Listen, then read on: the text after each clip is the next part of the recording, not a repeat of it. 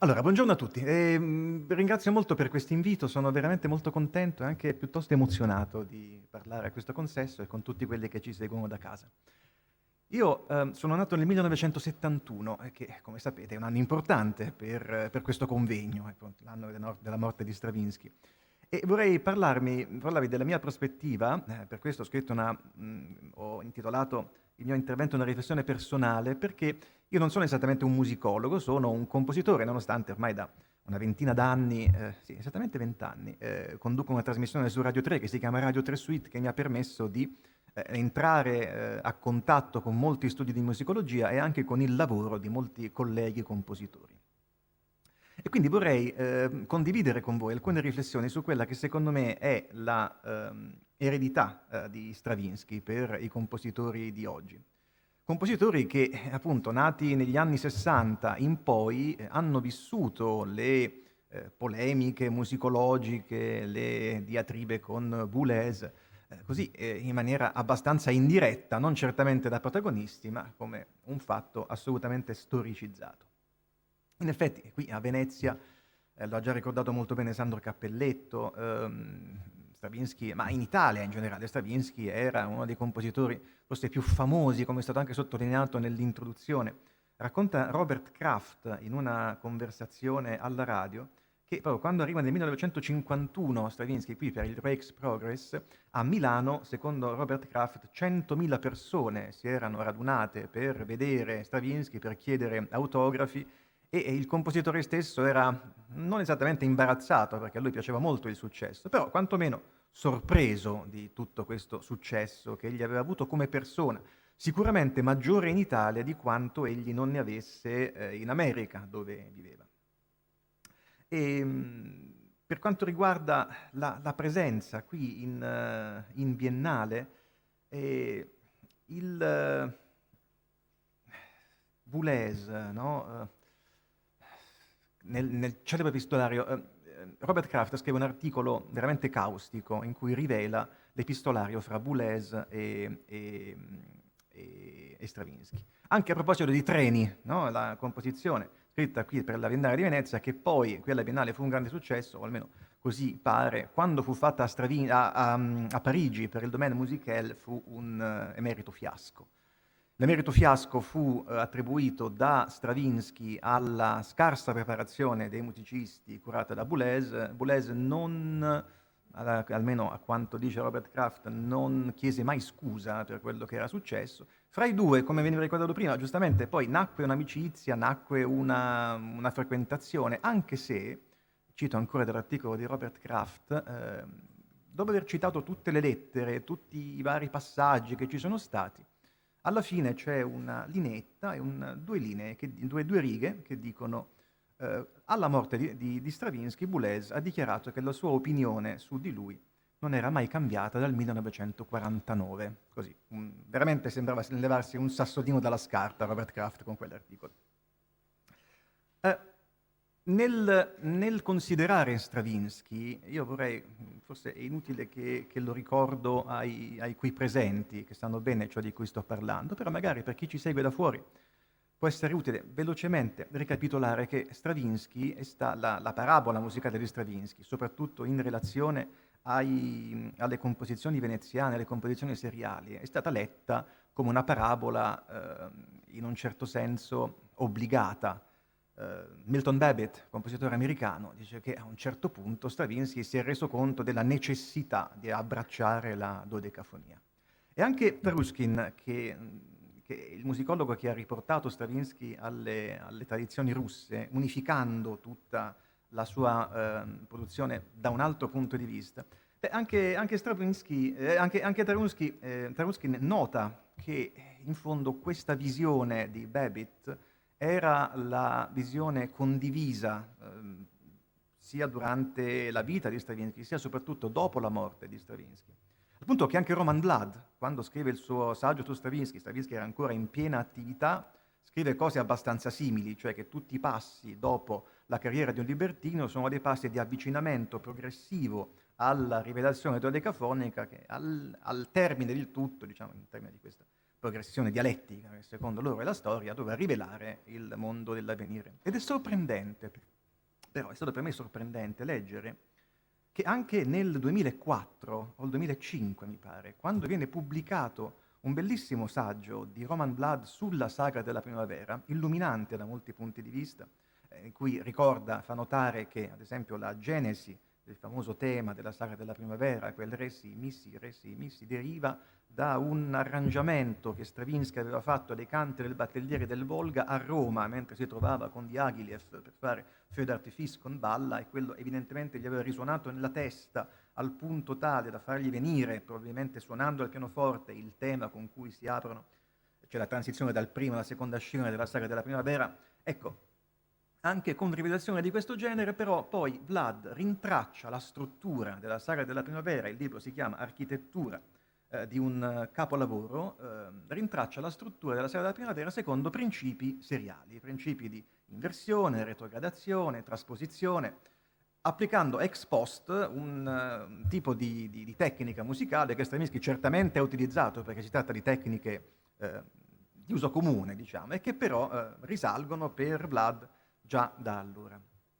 Beh, detto questo, e l'ho detto anche così, per forza di cose velocemente, devo dire che per i musicisti e i compositori della mia generazione, e posso parlare in termini generazionali, tutto questo è una polemica storicizzata, cioè qualcosa che riguarda la musicologia, ma non l'attualità di Stravinsky per chi si mette a voler seguire, ecco, la traiettoria di Stravinsky scrivendo musica. E allora qual è l'influenza di Stravinsky per i compositori di oggi? Beh, secondo me l'influenza di Stravinsky è un'influenza che arriva di riflesso. Arriva attraverso due importanti mediatori che si trovano a punti opposti della posizione rispetto alla musica di Stravinsky. Uno di questi è Louis Andriessen. Louis Andriessen è un compositore olandese che scrive a un certo punto nel 1989 un libro insieme con un musicologo olandese che si chiama Elmer Schoenberger, intitolato L'orologio apollineo. È stato di recente tradotto in italiano dal Saggiatore del 2017. Il libro è del 1989 ed è un libro stranissimo, perché certamente non è un libro scritto da un musicologo, è un libro scritto da uno che, citando Stravinsky, appunto, ama, ecco, e non copia.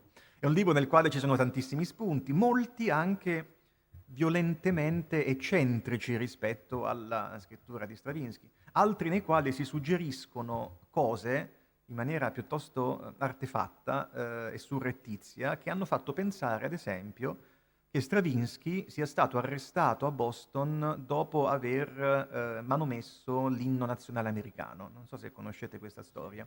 La storia di un grande equivoco. E l'equivoco nasce probabilmente proprio con questo libro. Adesso non saprei rintracciare le sorti di questo equivoco, però molto spesso, anche parlando con colleghi, viene citato questo libro come una fonte. Perché?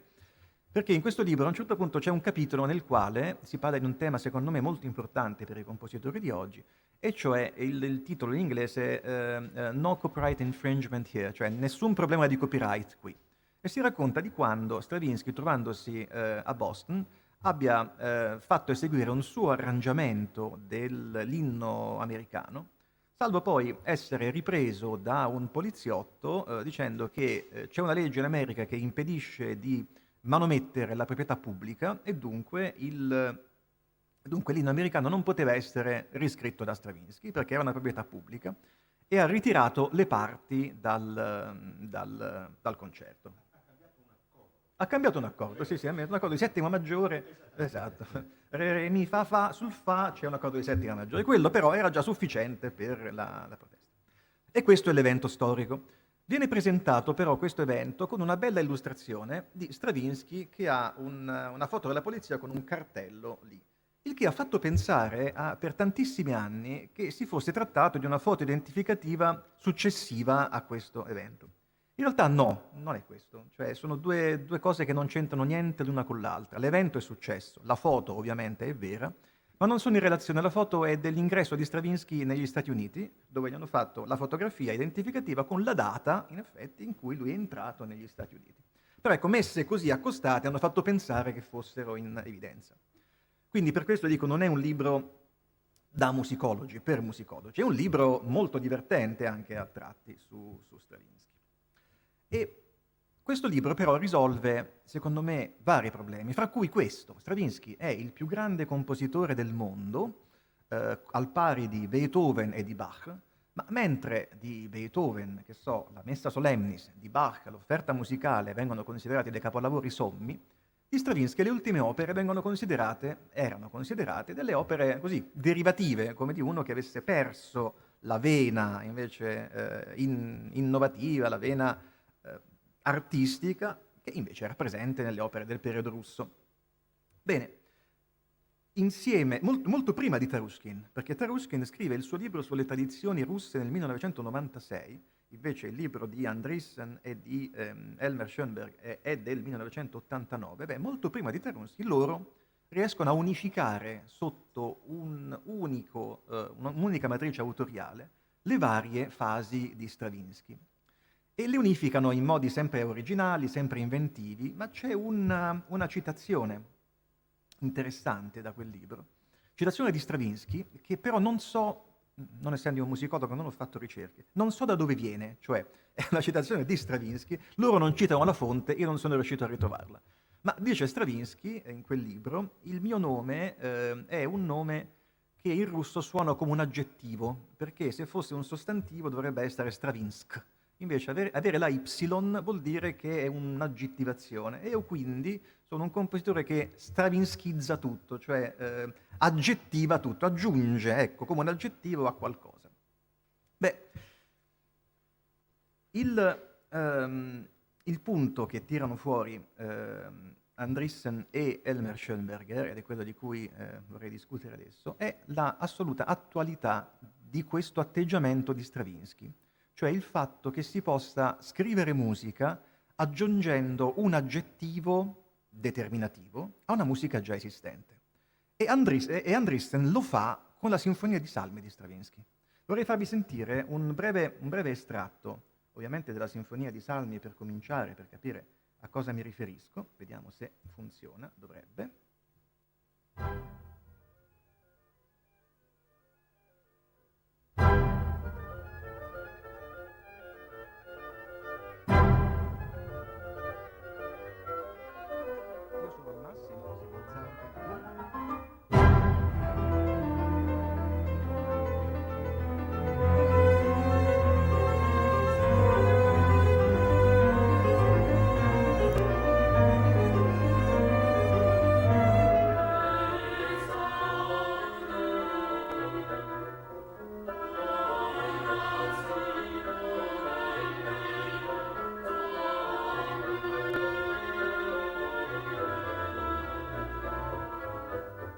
Un breve estratto della Sinfonia dei Salmi, non perché non conosciate, ma per farvi sentire quanto è simile invece a questo momento di De Staat, che è una composizione del 1976 di Louis Andriessen, una delle composizioni Louis Andriessen, famoso prima in Olanda e poi in tutto il mondo.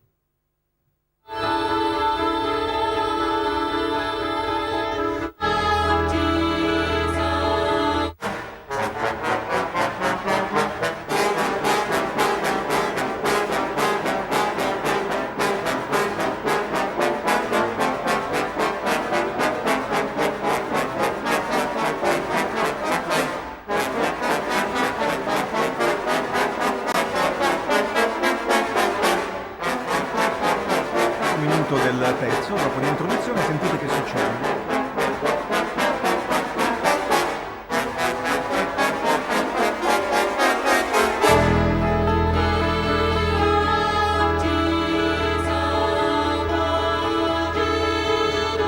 Irrompe la Sinfonia di Salmi con lo stesso modo frigio che usa Stravinsky, con il coro scritto quasi con le stesse note.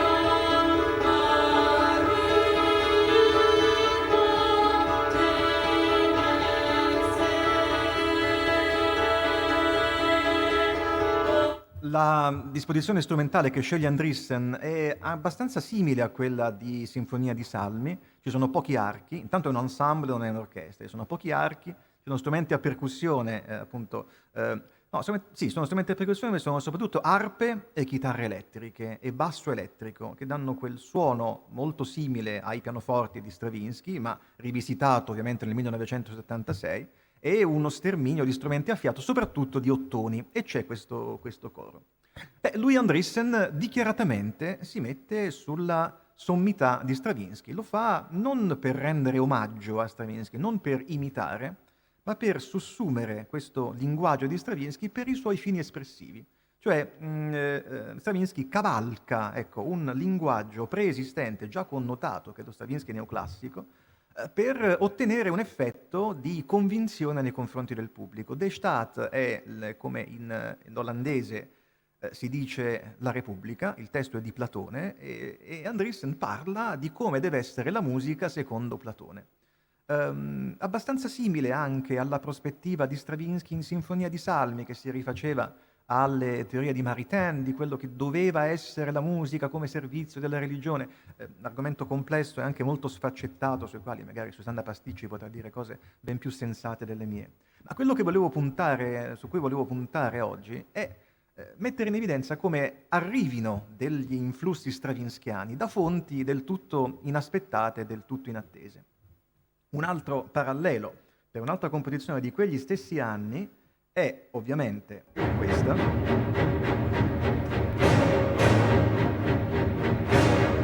È questa.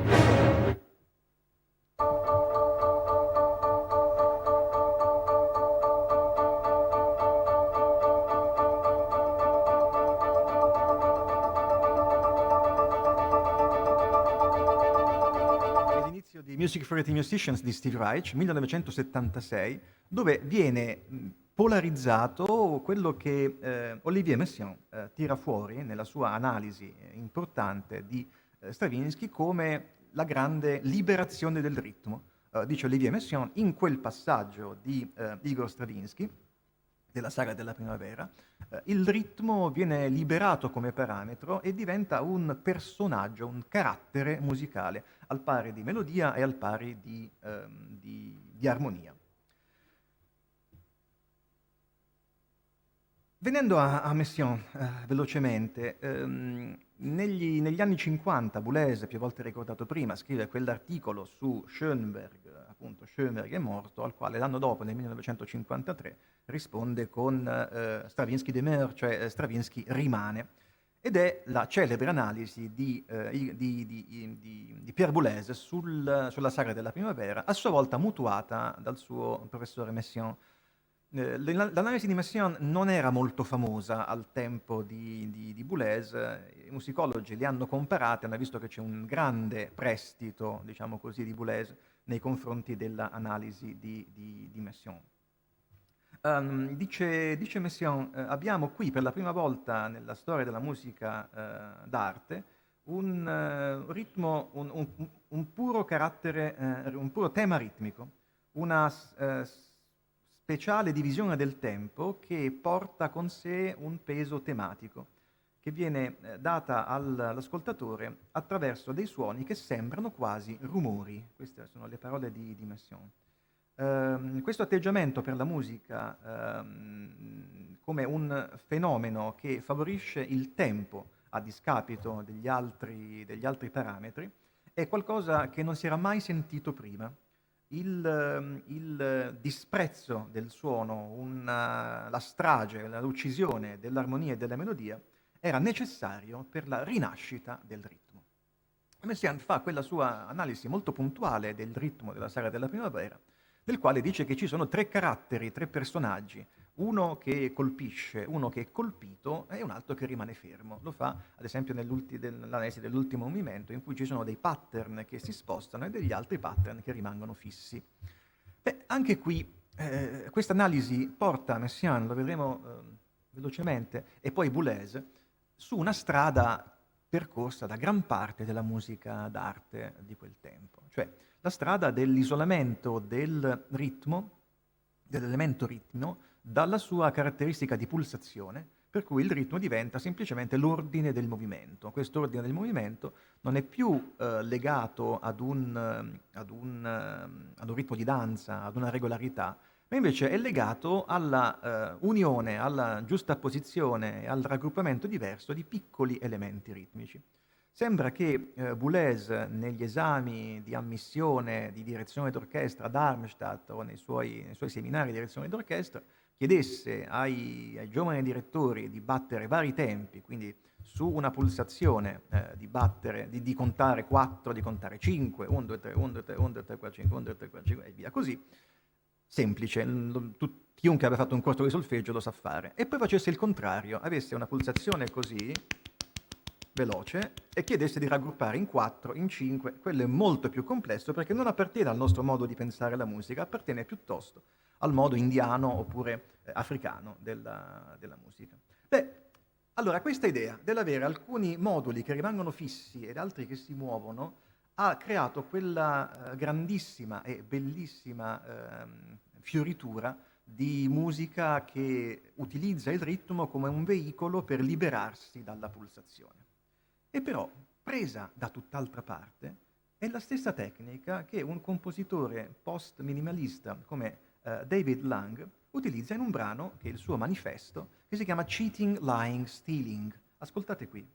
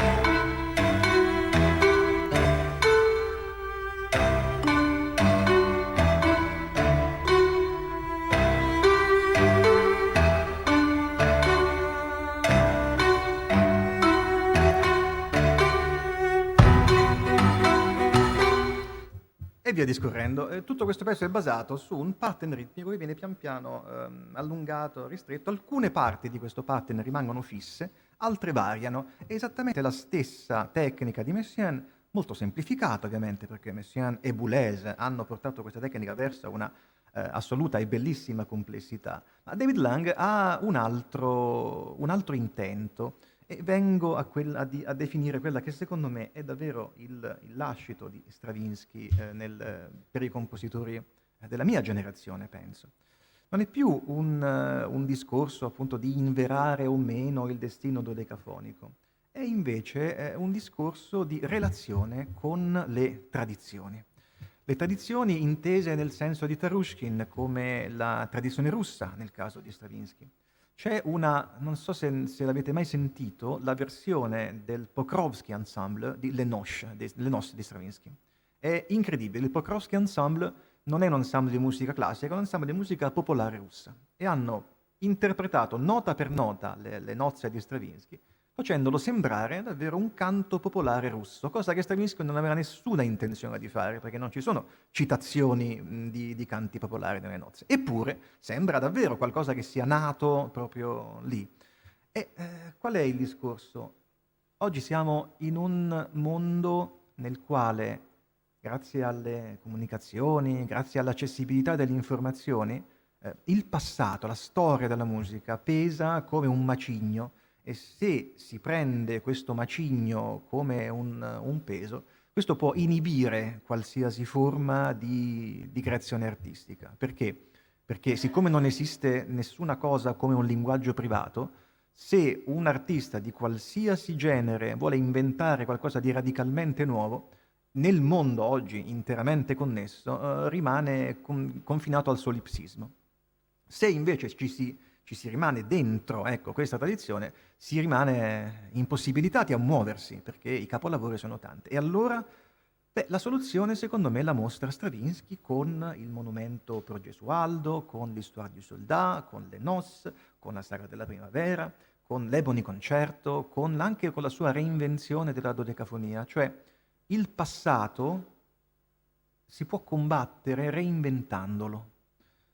Stravinsky reinventa la tradizione ogni volta che scrive un brano. Reinventa, anzi inventa una tradizione di canto popolare russo con le nozze, senza volerlo fare, ma lo fa. E l'ensemble di Prokofiev lo dimostra. Reinventa il suono della musica barocca con Pulcinella. Tra l'altro, ottime osservazioni di Sandro, al quale ne aggiungo una. Al tempo in cui Stravinsky scrive Pulcinella, la musica di Pergolesi, se veniva suonata in modo completamente diverso, non c'era la prassi storicamente informata. E lui quindi reinterpreta quella musica come se fosse un interprete, un esecutore, dando quel suono. E altra parentesi, forse è per questo che è molto difficile trovare un'esecuzione in cui le voci siano a posto in Pulcinella, perché lo stile vocale di quella musica neoclassica è inesistente, quindi c'è chi canta in un modo che in un altro, ma non esiste un medium. E l'idea del reinventare la tradizione è oggi, sembra l'idea dominante, in tutti i campi, non soltanto nel campo della musica d'arte. Scusa Francesco, vuoi ripetere il nome di questo ensemble russo? Pokrovsky, con la Pokrovsky. K. Pokrovsky Ensemble, sì. È un'incisione di qualche anno fa, tra l'altro, non è neanche recentissima, ma è straordinaria. Ecco, vorrei farvi sentire questo brano che viene proprio da un'altra tradizione completamente diversa. La Deutsche Grammophon ultimamente sta pubblicando dischi di varia provenienza. Questo è un pianista DJ che scrive così.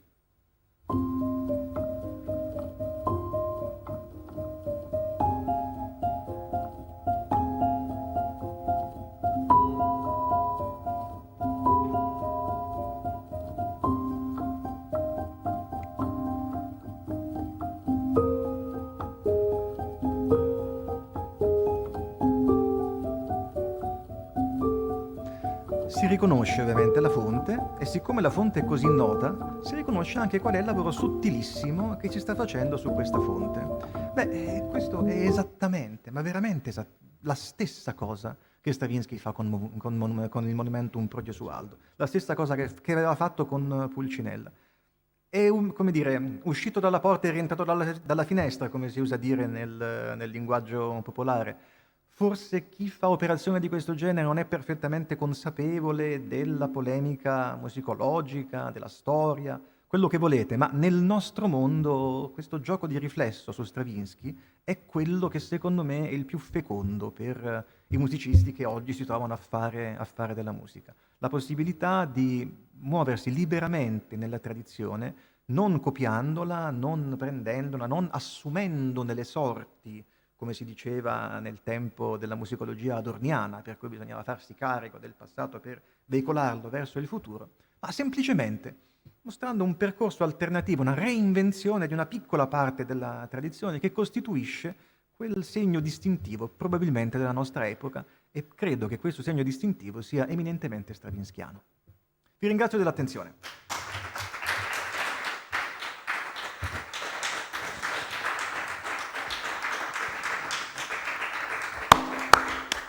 Grazie a Francesco Antonioni anche per come si è messo a nudo con grande onestà intellettuale.